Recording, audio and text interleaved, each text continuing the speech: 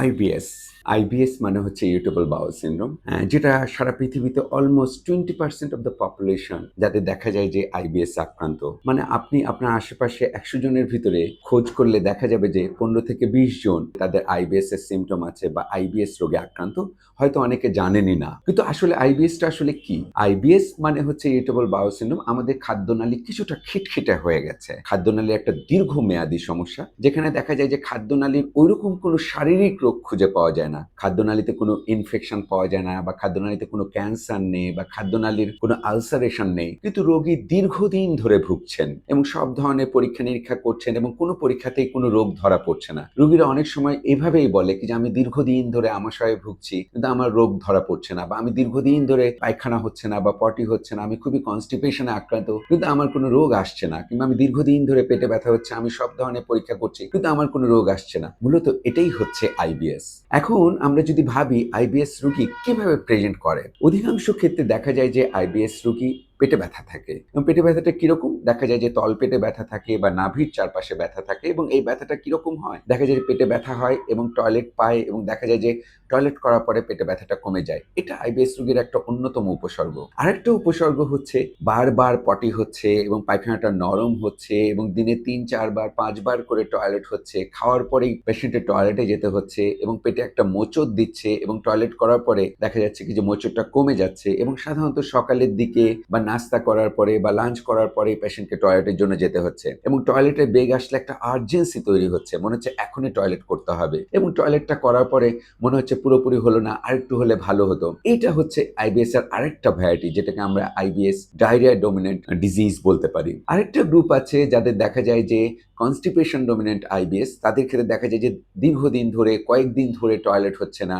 বেশ ট্রাই করছে এবং দেখা যাচ্ছে টয়লেট হচ্ছে না, 4 দিন 5 দিন পর পর তার টয়লেট হচ্ছে এবং টয়লেটটা ক্লিয়ার হচ্ছে না, তাকে আমরা আইবিএস কনস্টিপেশন ডোমিনেন্ট আইবিএস বলে আমরা এটাকে আখ্যায়িত করতে পারি। আরেকটা তো ভ্যারাইটি আছে যাদের দেখা যায় যে কিছুদিন পরপরই পাতলা পায়খানা হচ্ছে, বেশ কয়েকদিন থাকছে পাতলা পায়খানা, তারপরে দেখা যাচ্ছে আবার একটা সময় এসে ওটা ঠিক হয়ে যাচ্ছে, আবার কনস্টিপেশন ভ্যারাইটি হচ্ছে, সেটাকে আমরা মিক্সড ভ্যারাইটি আইবিএস বলতে পারি। মডার্ন মেডিকেল সায়েন্সে আসলে আইবিএস এর কারণ কি আমরা যদি চিন্তা করে দেখি, তাহলে কিন্তু এটার কোনো সুস্পষ্ট কারণ এখন পর্যন্ত বের করা যায়নি। সত্যিকার অর্থে আইবিএস এর কারণ যদি আমরা চিন্তা করি, তাহলে বেশ কিছু কারণকে দায়ী করা হয়েছে। এর ভিতরে একটা অন্যতম কারণ হচ্ছে আমাদের গার্ড এবং ব্রেইন অ্যাক্সিসের যে সেটার একটা ডিসঅর্ডার। আমাদের যেমন একটা সেন্ট্রাল নার্ভাস সিস্টেম আছে, ব্রেইন আছে, তেমনি কিন্তু খাদ্যনালীরও কিন্তু একটা নার্ভাস সিস্টেম আছে, যেটা পেরিফেরাল নার্ভাস সিস্টেম বা অটোনমিক নার্ভাস সিস্টেম।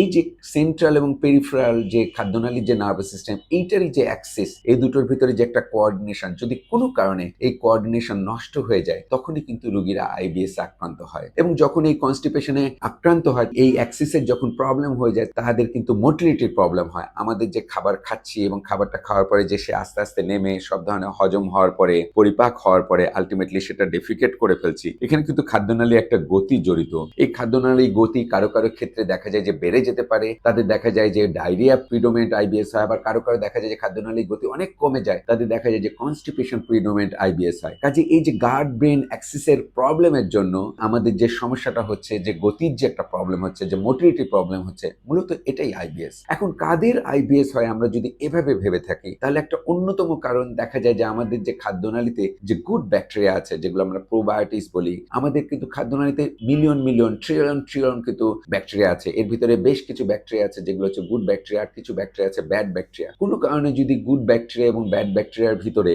যদি ভারসাম্য নষ্ট হয়ে যায়, তখন কিন্তু আইবিএস এর রিস্ক বেড়ে যায়। আবার দেখা গেছে কিছু কিছু রোগী যারা অ্যাংজাইটিতে ভুগে বা ডিপ্রেশনে ভুগে বা মানসিক চাপে ভুগে, তাদেরও কিন্তু আইবিএস হওয়ার রিস্ক বেড়ে যায়। এটাও কিন্তু আমাদের বডির যে নার্ভাস সিস্টেম বা নিউরো ট্রান্সমিটার, এগুলোর কিন্তু কিছু অ্যাবনর্মালিটি করে। কিছু কিছু রোগী দেখা যায় যে খাদ্যনালীতে হাইপার সেন্সিটিভিটি থাকে। অনেক রোগী আছে যাদের দেখা যায় যে দুধ বা দুধের তৈরি খাবার খেলে রোগী সহ্য করতে পারে না, দেখা যায় যে তাদের বারবার পটি হয় বা বারবার টয়লেটে যেতে হয়, তাদের কিন্তু ফুড সেন্সিটিভিটি থেকে কিন্তু আইবিএস হয়ে যেতে পারে। একটা গ্রুপ আছে যাদের দেখা যায় পেটে একটা সিভিয়ার ইনফেকশন হলো, অনেক বেশি ইনফেকশন হলো, রোগীর চিকিৎসা নেওয়ার পরে ভালো হয়ে গেল, কিন্তু ভালো হয়ে যাওয়ার পরে তার দীর্ঘদিন ধরে পেটের কিছুটা সমস্যা থেকেই গেল, তার মাঝে মাঝেই তার পাতলা পায়খানা হচ্ছে বা পেটে ব্যথাটা থেকে যাচ্ছে, যেটাকে আমরা পোস্ট ইনফেকশাস আইবিএস বলে আমরা আখ্যায়িত করি।